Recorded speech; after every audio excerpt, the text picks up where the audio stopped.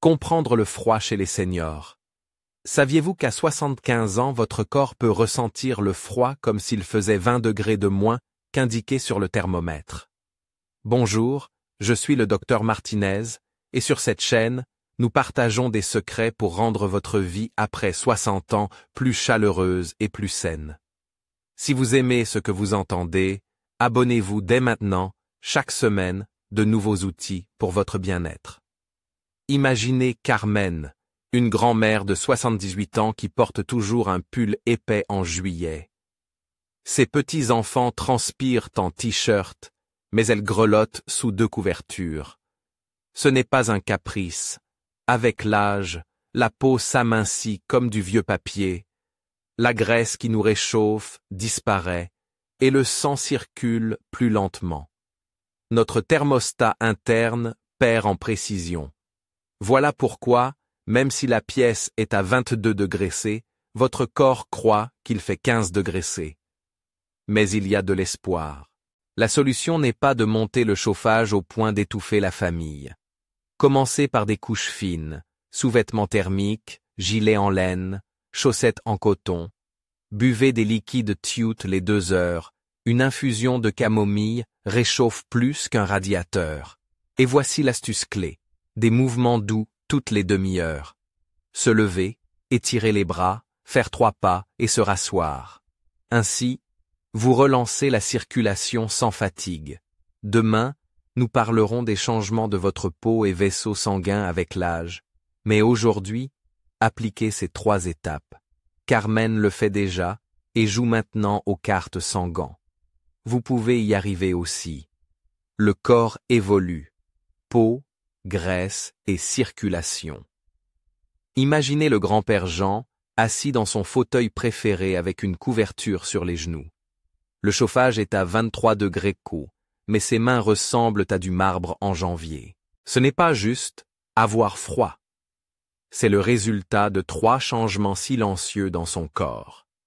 D'abord, la peau.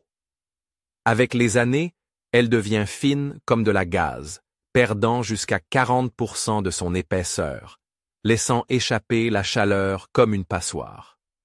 Ensuite, la couche de graisse sous-cutanée, ce manteau naturel que nous avions à 30 ans, se réduit de 50%.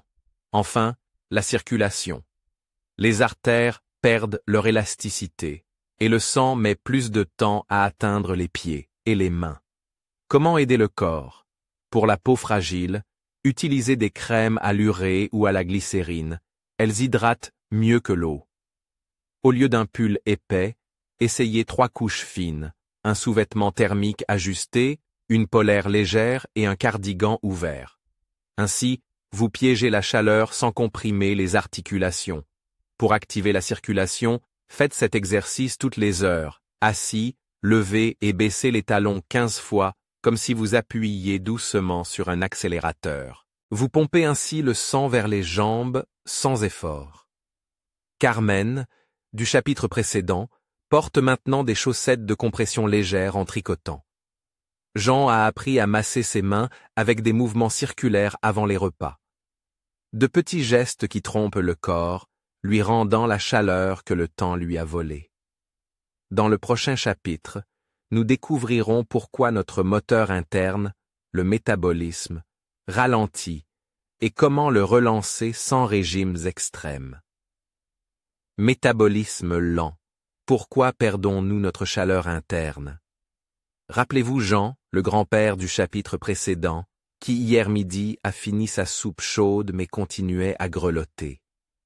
Sa petite fille lui a demandé « Grand-père, tu ne manges pas bien ?»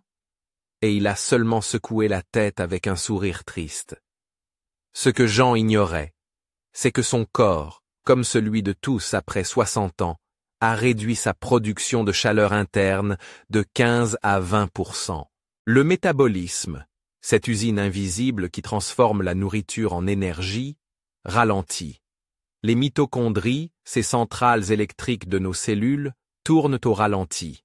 À 70 ans, nous brûlons 30% de calories en moins au repos qu'à 30 ans. Ce n'est pas un manque de volonté, c'est la biologie pure. La thyroïde, Ce thermostat corporel sécrète moins d'hormones régulatrices. Les muscles, principaux générateurs de chaleur, perdent en masse. Mais des solutions existent. Premièrement, manger pour rallumer le feu interne. De petites portions toutes les 3 à 4 heures, une poignée de noix, un yaourt nature tiède, une tranche de pain complet à l'avocat. Les protéines maigres, poulet, poisson, œufs, sont cruciales. Elles demandent plus d'énergie à digérer. Deuxièmement, un mouvement intelligent. 10 minutes de marche lente après chaque repas active les muscles sans fatigue. Troisièmement, l'astuce de la thermos. Boire des gorgées d'eau tiède au citron chaque heure maintient le système digestif en activité. Jean garde désormais des amandes grillées dans sa poche et marche 2 minutes chaque fois que la bouilloire chauffe. Sa petite fille lui a offert une petite bouteille thermos qu'il emporte partout. Ce n'est pas magique, c'est de la science appliquée avec tendresse. Dans le prochain chapitre, nous écouterons des récits vrais de personnes comme vous qui ont retrouvé leur chaleur perdue. Histoire réelle. Témoignages de grands-parents comme vous. Imaginez Rosa assise dans son salon avec le chauffage allumé. Ses petits-enfants jouent en t-shirt, mais elle sert une bouillotte sur ses genoux. « Mamie, tu n'as pas trop chaud avec ton pull ?» lui demande Louis, 8 ans. Rosa secoue la tête. Il y a 6 mois, elle a passé une nuit aux urgences pour hypothermie, en plein printemps. Ce qui est arrivé à Rosa touche 3 personnes sur 10 de plus de 70 ans.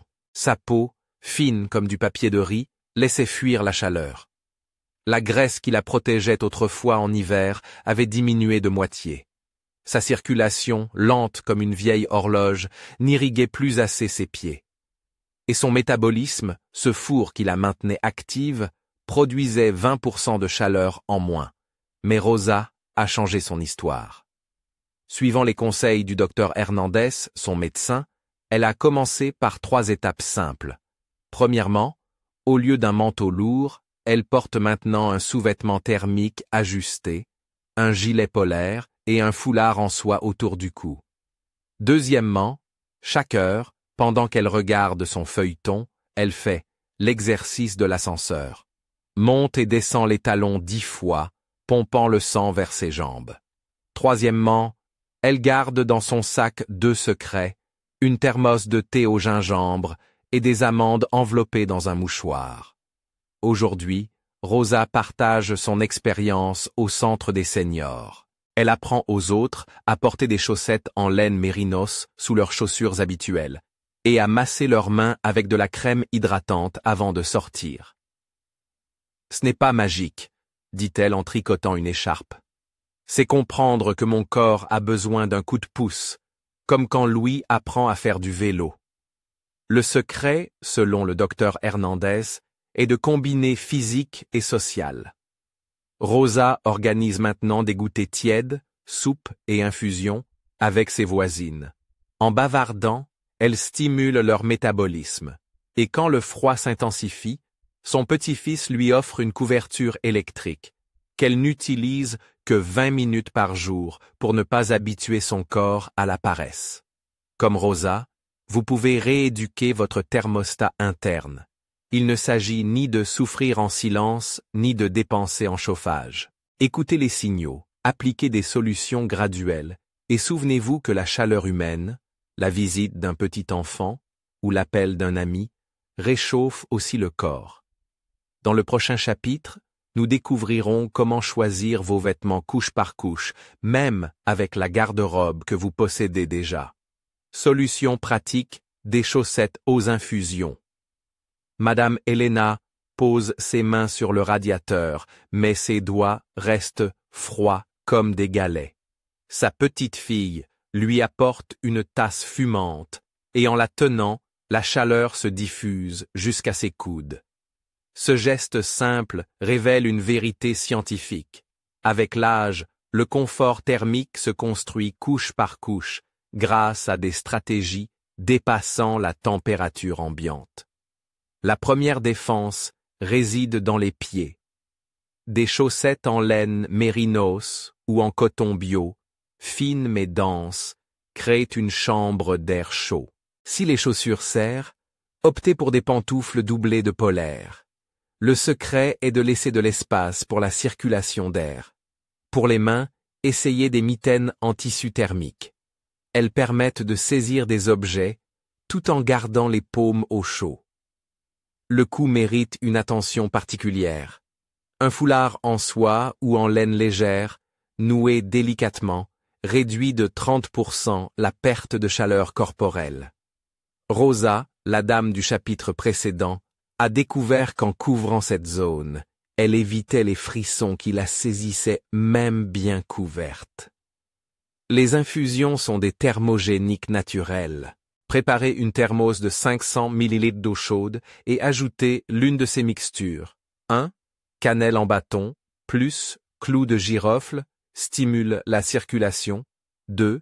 Gingembre frais, râpé, plus miel, augmente la production de chaleur interne. 3. Camomille, plus feuilles de menthe, détend les vaisseaux sanguins pour un meilleur flux. Prenez de petites gorgées toutes les 40 minutes. L'effet cumulé stabilisera votre température. Pour les nuits froides, la technique des 3 couches au lit. 1. Housse ajustable en coton. 2. Couverture fine en laine ou polaire. 3. Édredon léger en duvet. Évitez les couvertures électriques en continu. Préchauffez le lit 15 minutes avant de vous coucher et éteignez-la en vous installant. Grand-père José, 81 ans, combine ces méthodes avec une astuce ingénieuse. Il range ses sous-vêtements dans un sac isotherme près du radiateur. En enfilant des vêtements préchauffés, son corps économise l'énergie nécessaire à la production de chaleur initiale. N'oubliez pas, chaque couche doit permettre le mouvement. Si vous ressentez des difficultés à respirer ou à bouger en vous couvrant, réduisez l'épaisseur et ajoutez des couches fines. La liberté de mouvement génère plus de chaleur que des vêtements serrés. Demain, nous explorerons des exercices réalisables assis. Mais aujourd'hui, testez l'une de ces solutions. Comme le dit Madame Helena en tricotant près de la fenêtre, le froid ne se combat pas par la force, mais par une intelligence pratique. Exercice doux pour générer de la chaleur corporelle. Rosa se lève de son fauteuil avec des gestes lents, comme chaque matin à 11 heures. Ses pieds en pantoufles glissent doucement sur le tapis, tandis qu'elle étire ses bras vers le plafond. En 2 minutes, une chaleur légère émane de ses paumes. Ce n'est pas de l'imagination, mais de la physique pure. En contractant les muscles, même légèrement, nous générons une chaleur interne comme des fours microscopiques. Les exercices pour seniors ne demandent pas de force, mais de la régularité. Essayez cette séquence toutes les 3 heures. D'abord, assis sur une chaise stable, soulevez les talons alternativement, comme pour marcher sur place. 10 répétitions par pied activeront la circulation dans les jambes.